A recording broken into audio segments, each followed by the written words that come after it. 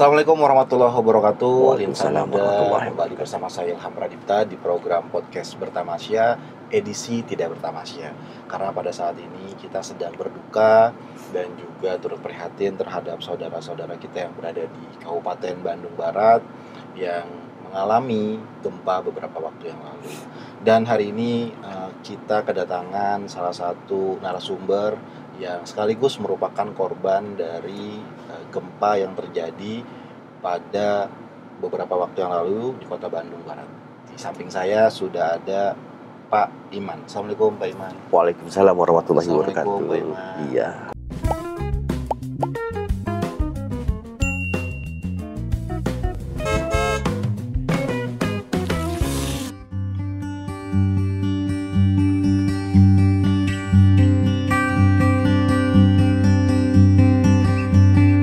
Ada Bang Pak. Alhamdulillah Pak. Assalamualaikum Pak. Ini pertama-tama kami menyampaikan turut berduka ya Pak ya, Iya, terhadap apa yang terjadi di Kabupaten Bandung Barat ini. Bandung Selatan Pak. Oh, Bandung Selatan masuknya Iya, nih Pak ya? Bandung Selatan. Oke.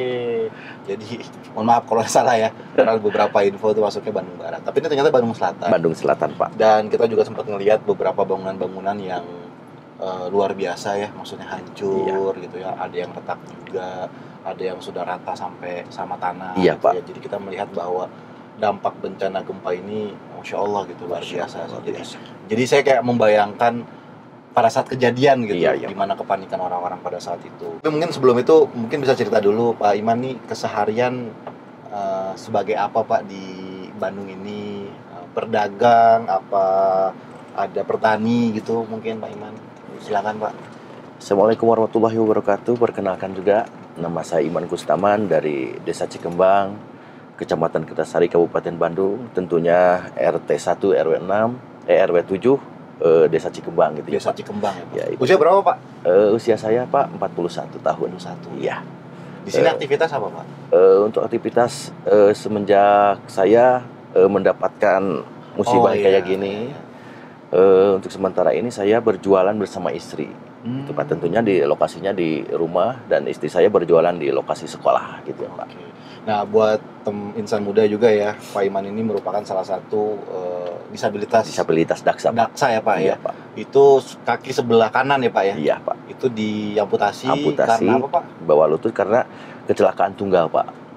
Kecelakaan tunggal sewaktu pulang dari Garut, mudik dari Mertua, saya lewat Jembatan Kuning, kebetulan di sana posisinya Pak blong rem kayak gitu Pak. Iya. Sehingga saya panik, harus digimanain, ini motor yang blong rem itu saya tabrakin sama pembatas jalan. Oh. Ya, lalu kemudiannya seperti kayak gini Pak. Ya. Jadi bagian kanannya Ya. dari Bawah lutut ke lutut, bawah ya? bawah lutut ya Pak. Tahun berapa itu Pak? Kejadiannya itu Pak 2018. 2018. Iya, kurang Berarti lebih untuk sampai sekarang ini 7 tahunan lah Pak. Iya. 7 tahun ya Pak ya. Wah, luar biasa. Berarti awal. Berarti pada saat itu usia Bapak tuh udah punya istri, udah punya anak, udah gitu punya ya. anak, iya Pak. Dan musibah tidak ada yang tahu gitu Iya, ya Pak ya. Jadi dalam keadaan apapun yang tadinya kan mungkin orang berpikirnya kehilangan anggota tubuh itu biasanya bawaan lahir, Iya. misalnya salah satu. Iya, Ternyata Pak. itu bisa terjadi pada saat dimanapun kita berada, Iya. kerja, lagi perjalanan. Jadi ya tetap harus hati-hati gitu ya Iya, Pak Pak. ya. Dan ini salah satu kenapa kita juga melakukan podcastnya, berhenti dulu nih insan muda, karena jalanan di sini tuh agak kurang stabil karena ada banyak jalanan yang rusak juga Iya, rusak akibat juga. gempa kemarin. Jadi Iya, Pak. kita harus standby di posko mana nih namanya? Posko 07 Pak. 07 namanya Iya, Pak ya di sini ya. 07. Nah, kita lagi ngetem di sini. Tapi tetap di dalam mobil. Nah, gitu. Nah, kalau Pak Iman sendiri aktivitas sebelum dan setelah kecelakaan disabilitas itu Sebelum kecelakaan dan Jualan juga dan sebelum terjadinya dampak gempa kemarin Pak, saya tetap berjualan. jualan apa Pak? Iman? Berjualan makanan-makanan untuk anak sekolah Pak, dari peracian kayak gitu Peracian Pak. gitu, Ya, peracian tuh seperti Cilok. cimol, cilor, cireng isi juga. Oh, cireng isi juga. Pokoknya peracian ada, kalau nggak salah itu Pak ada 8 menu makanan dari Aceh. Banyak banget nih, luar Iya, biasa. Itu alhamdulillah. sebelum Bapak mengalami kecelakaan, Iya. Bapak jualan sendiri, Bapak Jualan. yang keluar ke lapangan Iya, ya, iya, gitu. Pak. Tapi setelah pasca kejadian kecelakaan Kecelakaan dan nah juga sekarang gempa kemarin, gempa saya kemarin. otomatis diam di rumah. Kayak gitu, Oh. jualannya di rumah Pak, buka Jualan di roda rumah. juga iya. Istri juga di rumah. Istri Masih Pas tetap di gempa, sekolah. Pas gempa di sekolah. Oh, masih Pak. di sekolah. Sekolah udah Iya. buka ya? Iya. Oke. Kan waktu kejadian gempa kemarin sekolah masih aktif kayak gitu. Oh, tetap ada aktivitas sekolah. Iya. Tapi apapun Pak, Bapak ketika ini kan kecelakaan ini Iya, Pak. yang Bapak alami ini kan terjadi ketika Bapak ya tadi ya udah berkeluarga, merasa hidupnya tuh kayak ya normal pada umumnya, Iya, Pak. tiba-tiba nggak punya, hilang kaki itu. Iya. Perasaannya gimana Pak? Perasaannya itu Pak sedih banget ya Pak untuk diri saya, karena saya begitu parahnya nih Pak, yang kaki yang bawa jatuh ini, sehingga saya langsung harus di amputasi kayak gitu. Tentunya saya ngeri banget gitu Pak, karena saya harus misalkan menjalankan kehidupan ini, sementara tanggung jawab ini sebagai kepala rumah tangga masih banyak yang saya harus kejar Pak, karena punya anak kecil yang masih sekolah, terus biaya hidup untuk untuk menafkahi rumah tangga kayak gitu Pak. Tapi kalut mungkin ya Pak, iya, waktu Pak. awal-awal ya. Belum mungkin belum menerima juga iya, ya. benar-benar dimas juga. Soalnya gini Pak, siapa orangnya sih Pak yang mau kehilangan anggota badan? Ya gitu sih Pak. Tapi saya serahkan kepada Allah Subhanahu wa taala. Mungkin ini sudah takdir dari Allah Subhanahu wa taala supaya saya menjalani seperti kayak gini gitu Pak. Iya. Jadi udah berdamai dengan diri dan keadaan saat ini ya Pak ya. Iya Pak. Bapak tetap bisa berjualan, peracian. Sekarang kan posisinya berubah tadi kalau nggak salah Pak ya. Bapak yang di rumah, yang masak, yang bikin adonan gitu semuanya. Istri yang ke sekolah, tapi di rumah tetap buka juga. Iya.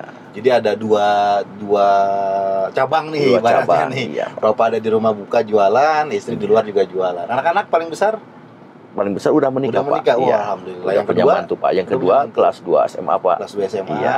Yang kecil yang di bawah jatuh tuh kelas 2 SD. 2 SD ikut jatuh Pak di motor. Sama istri Pak, bertiga Pak. Istri sama anak gimana? Istri juga ikut terpental kayak gitu Pak. Jadi posisinya saya tuh di kiri. Otomatis posisi istri dan anak saya itu di sebelah kanan kayak gitu sih Pak. Tapi lukanya istri anak iya luka sama aja. Luka sama, cuman lukanya nggak parah seperti saya tuh Pak. Cuman luka kayak benturan yang kayak gitu. Bahkan saat sekarang ini juga pun dari sana semenjak kejadian, istri itu si kakinya nggak bisa nilpel kayak gitu sih Pak. Iya. Masih ada efek dari kecelakaan itu ini ya Pak. Iya, Ya. Pak. Mudah-mudahan bisa dikembalikan Amin Pak. Dan juga dimudahkan rezekinya. Amin. Dimurahkan semua rezeki, semua urusan dimudahkan dan juga dilapangkan hatinya ya Pak ya. Iya, amin Pak. Nah, Pak, ini sekarang kita ngomongin masalah gempa nih. Iya, siap Pak. Ini kan Bapak dengan keterbatasan seperti ini, itu gimana Pak pada saat keadaan gempa tuh Bapak lagi ngapain gitu? Tentunya yang pertama kali saya rasakan itu Pak, karena guncangan itu kan biasanya ada aba-aba dulu Pak.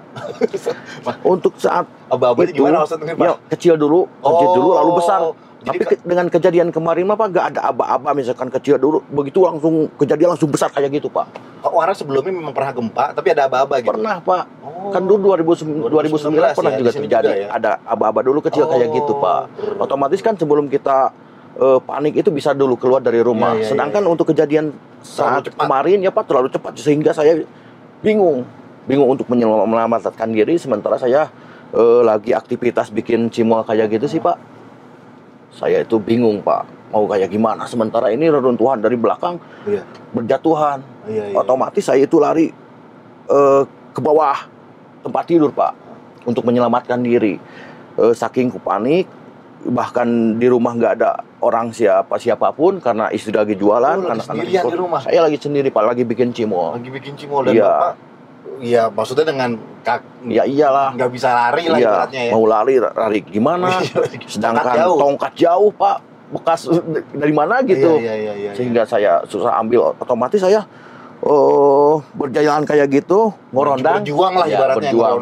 Ngorondang. Kalau bahasa Sunda mengorondang, langsung saya masuk ke tempat bawah kasur gitu. Tapi kasur tertimpa runtuhan juga aman Mas? Iya, tertimpa Pak. Juga? Iya, kalau misalkan runtuhan itu langsung ke tubuh saya nggak tahu gimana kejadiannya sih Pak. Cuman saya masuk ke dalam bawah kasur itu, bawah risbang lah kalau misalkan orang Sunda mah. Ya di situ saya aman. Berapa lama Pak itu getaran itu terjadi? Getarannya Pak nggak menit-menitan lah, detik-detikan. Tapi efeknya besar? Efeknya besar luar biasa Pak. Bahkan rumah saya juga hancur. Nggak bisa ditempatin sampai saat sekarang ini. Lalu istri, anak-anak Ya Tetangga? istri itu belum menemuin saya ke rumah karena dia langsung lari melihat anak yang lagi sekolah. Oke. Gitu. Terus yang cari saya itu bukan keluarga, bahkan tetangga Pak yang cari saya. Pak Iman kemana? Pak Iman kemana? Padahal saya lagi diam di bawah tempat tidur. Ini Bu, saya di sini Bu. Kata saya gitu kan bilangnya. Wah, alhamdulillah kalau Pak Iman nggak apa-apa. Iya Bu, alhamdulillah. Saya dibantuin sama tetangga itu, saya langsung keluar. Alhamdulillah langsung pergi ke posko ke sini. Nggak ingat apa-apa satu apapun Bu, Pak. Nggak ingat semacam kayak uang yang kayak gitu, Pak. Pokoknya nama saya mah ingat keselamatan dulu saya sendiri. Gitu Pak. Berarti rumah ditinggal saat ini dalam keadaan ya terakhir aja. Iya. Bapak tidak ada yang saat ini nggak ada. Bapak kembali ke rumah ngambil barang lagi nggak ada. Nggak ada Pak. Nggak ada. Sekarang udah di posko aja. Langsung saya ke posko, nggak ingat Pak. Bahkan saya sempat ya Allah, ujian apa lagi kayak gitu Pak saya. Iya. Ya Allah, ujian apa lagi nih yang kena pada diri saya gitu kan. Setelah 2009 kena musibah gempa yang kayak gini, terus kehilangan kaki saya. Terus saat sekarang ini lagi kejadian lagi ini musibah dari Allah Subhanahu wa Ta'ala. Iya. Tapi alhamdulillah Pak, dengan keriduan saya, keikhlasan saya terima segala ujian dari Allah Subhanahu wa Ta'ala dengan ikhlas dan sabar begitu Pak. Apa nih Pak? Setiap musibah, setiap hal yang terjadi sama diri kita ini kan selalu ada hikmahnya di belakang. Iya Pak. Gitu Iya kan, tentunya. Pak Iman. Nah, dari Pak Iman sendiri nih, mungkin dari kecelakaan Bapak dulu deh. Kecelakaan Bapak tuh apa hikmahnya ketika Bapak udah menggunakan tongkat dan kaki Bapak tidak satu? Gitu. Kalau berbicara tentang hikmah ya Pak, jadi buat saya sendiri itu yang kayak cacat kayak gini, saya di tempat saya sendiri merasa sendiri. Tetapi begitu semenjak mengenal dengan teman-teman disabilitas yang lainnya, saya tuh bersyukur kembali karena mungkin teman-teman saya ada yang lebih parah dari saya gitu kan Pak. Terus hikmahnya tuh saya alhamdulillah sekali bersyukur sekali kepada Allah Subhanahu wa Ta'ala karena saya masih bisa berkumpul bersama keluarga kecil saya gitu kan Pak. Iya.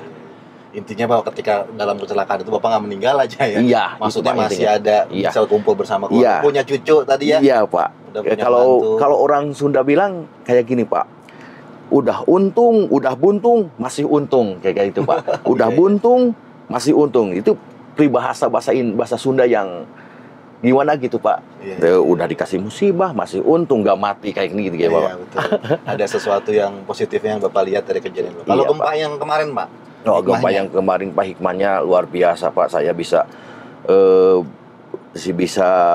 bertemu sama orang-orang baik kayak gitu Pak. Terus saya bisa menikmati betapa sedihnya dunia ini gitu, karena saya selama ini tidak bisa mensyukuri apa yang telah Allah berikan nikmat kepada kita kan Pak. Kita masih terus bukan maksiat artinya itu nggak sadar gitu ya, lalai iya itu Pak, nggak pernah bersyukur dari hal sekecil apapun kayak gitu sih Pak. Untuk kejadian kemarin mungkin beberapa orang mungkin ataupun beberapa makhluk yang merasakan getaran dari dampak gempa kemarin mungkin merasa itu Pak, merasa. Ya kemarin dengar cilok Bapak diborong. Iya Pak, terusan kemarin itu termasuk hikmahnya juga ya kali ya Pak. Iya betul. Jadi orang mengenal cilok Pak Iman nih. Iya, jadi gini Pak. Ceritanya boleh cerita sedikit Pak. Jadi ceritanya gini Pak. Kebetulan waktu itu ada tim DMC ya Pak. Yang kayak gitu dari tim Dompet Tua Pak kayak itu Pak. Cobain saya jajan ke saya. Mereka itu menilai saya itu seorang manusia normal yang kaya lain kayak gitu Pak. Pas beli, kok Bapak kondisinya seperti ini, gak punya kaki, gimana Pak ceritanya? Kayak gitu Pak, saya ceritain panjang lebar. Setelah itu terus Pak, kalau misalkan Bapak dengan posisi kayak gini, Bapak misalkan jualan apa? Iya Pak, saya ceritain juga. Saya cuma bisa jualan kayak gini karena dengan keadaan saya seperti ini gak bisa bekerja yang lain yang kayak yang berat-berat kayak gitu sih Pak. Karena saya masih menggeluti. Dia bilang kayak gini, kenapa Bapak nggak jualan yang lain, yang seperti makanan-makanan yang yang lagi tren kayak di kota-kota kayak gitu. Saya bilang gini, Pak, saya bukan nggak bisa, saya bukan tidak mampu.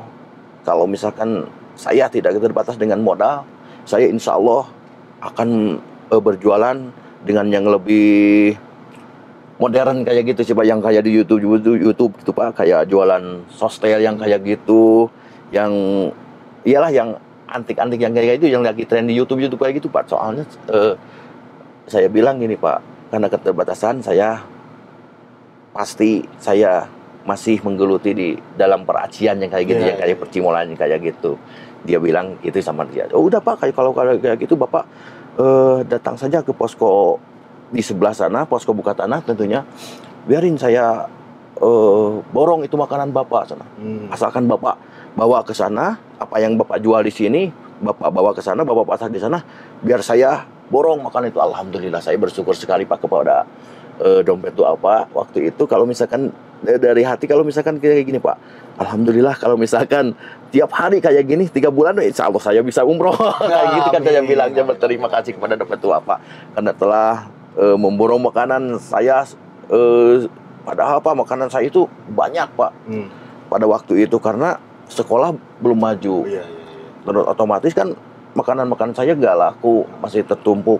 Kebetulan ada acara begitu, alhamdulillah sekali makanan saya habis Pak pada waktu itu. Padahal nilainya itu Pak banyak Pak, karena saya baru belanja. Gitu, jadi Pak, kan Bapak udah belanja sebelum kejadian gempa, jadi stoknya banyak. Gitu. Terus ada tawaran kayak gitu dari TMC, otomatis saya bergembira sekali, bersyukur kembali tentunya. Itulah hikmahnya ya Pak. Iya Pak, udah itu. Buntung, tetap untung. Iya gitu. Padahal udah buntung itu. Nggak, insya Allah ada hikmah lagi. Amin. Jadi nanti ya Pak ya. Terus tadi kalau misalnya ketika kejadian bencana itu Pak, pada saat hari H, itu tim para relawan nih apakah langsung datang pada hari itu atau ada jeda waktu hari? Belum Pak. Belum pada datang. Nggak tahu 2 hari atau 3 hari Pak. Para relawan itu baru datang ke tempat saya, sehingga dia memberikan apa yang dia mampu kepada relawan, kepada korban gempa kemarin, sehingga si masyarakat yang kena gempa itu merasakan tenang gitu Pak. Jadi pada awal kejadian gempa sampai pada relawan datang tuh masih di luar aja, masih di posko, bukan otomatis Pak lampunya mati kan. Jadi maksudnya dari RT RW setempat yang ngebantu menyiapkan pengungsian gitu. Menyiapkan betul. Jadi baru ketika ada apa namanya, RT dan relawan, baru ada penyebaran pengungsian ya Pak ya, ada tenda dan juga perlengkapan. So far dari sampai saat ini apa yang sudah disiapkan tim relawan gimana Pak, dari segi Bapak selaku kacamata korban ya? Apakah sudah mencukupi, apakah sudah baik gitu? Kalau misalkan kalau misalkan saya bilang mencukupi, itu Pak mencukupi banget Pak. Membantu banget Pak dari segala sesuatu, dari yang terkecil sampai yang terbesar Pak. Alhamdulillah, karena si korban gempa ini sudah tidak bisa aktivitas apa lagi. Mau pulang ke rumahnya gimana? Bingung Pak. Otomatis dengan adanya relawan ini Pak, alhamdulillah saya berterima kasih. Mudah-mudahan Allah membalasnya dengan berlipat-lipat ganda kepada relawan, terutama Pak, karena itu sangat membantu sekali Pak. Membantu sekali, saya berterima kasih. Kemarin pun waktu para relawan yang lain mau pulang, saya bingung Pak, sempat kebingungan kayak gimana. Soalnya saya bingung harus gimana cara saya, tentunya untuk diri saya sendiri, untuk menyampaikan terima kasih yang sebesar-besarnya, karena beliau, jasa beliau atau tenaga beliau sangat membantu Pak, sangat membantu sekali. Makanya dari acara ini saya ucapkan kepada para relawan, saya mengucapkan terima kasih yang sebesar-besarnya. Saya tidak bisa membalas dengan diri saya sendiri, terutama untuk para warga di sini. Mudah-mudahan Allah membalasnya dengan berlipat-lipat ganda. Amin ya Allah ya Rabbal Alamin. Dan tentu saja ini juga berkat bantuan para donatur ya, yang mengirimkan donasi kepada tim Dompet Duafa yang bisa mensupport gerak cepat dari teman-teman Disaster Management Center, itu DMC-nya Dompet Duafa. Dan buat insan muda juga yang ingin turut membantu atau ingin mendonasikan, ada di bawah ya, bisa cek di bawah donasinya, linknya gitu, bisa WhatsApp ataupun bisa langsung transfer ke nomor rekeningnya, ada di bawah. Nah Pak Iman, Ini sampai saat ini keadaannya sudah seperti apa, Pak? Apakah sudah normal kembali? Apakah sudah bisa beraktivitas kembali? Dan warga-warga sini apakah sudah bisa, khususnya untuk Pak Iman ya, yang jualan Iya, atau Pak. teman-teman lain yang juga jualan, apakah sudah bisa jualan kembali? Iya, Pak. Tentunya dengan kejadian dampak lingkungan kemarin, Pak, untuk saat sekarang ini saya masih terhalang untuk aktivitas berjualan. Karena apa, Pak? Karena anak sekolahnya belum efektif betul-betul, dan juga masyarakatnya masih trauma. Si anak-anaknya pun yang tadinya jajan ke saya itu masih trauma untuk keluar rumah lebih jauh kayak gitu sih, Pak.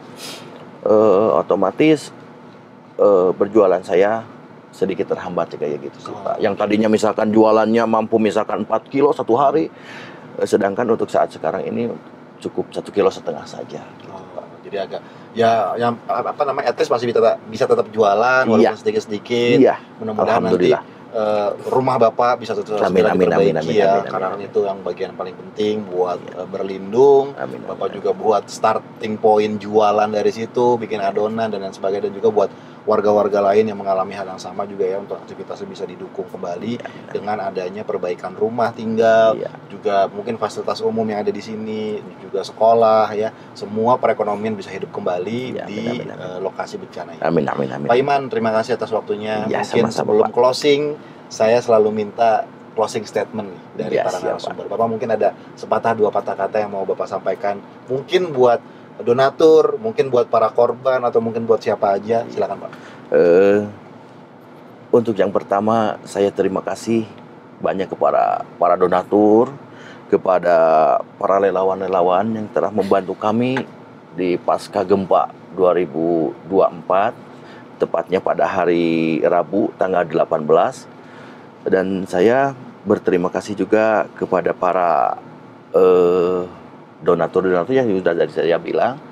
Dan tak lupa saya bilang tetap semangat karena Allah memberikan cobaan tidak di luar kemampuannya gitu, Pak. Untuk para korban yang merasakan saat ini, tetap semangat, tidak aktivitas lakukan seperti sedia kala kayak gitu, Pak. Baik, terima kasih Pak Iman, luar biasa. Insan Muda, insya Allah kita akan ketemu lagi di episode selanjutnya di video podcast Bertamasya. Pastikan Insan Muda subscribe channel YouTube ini dan juga aktifkan notifikasinya.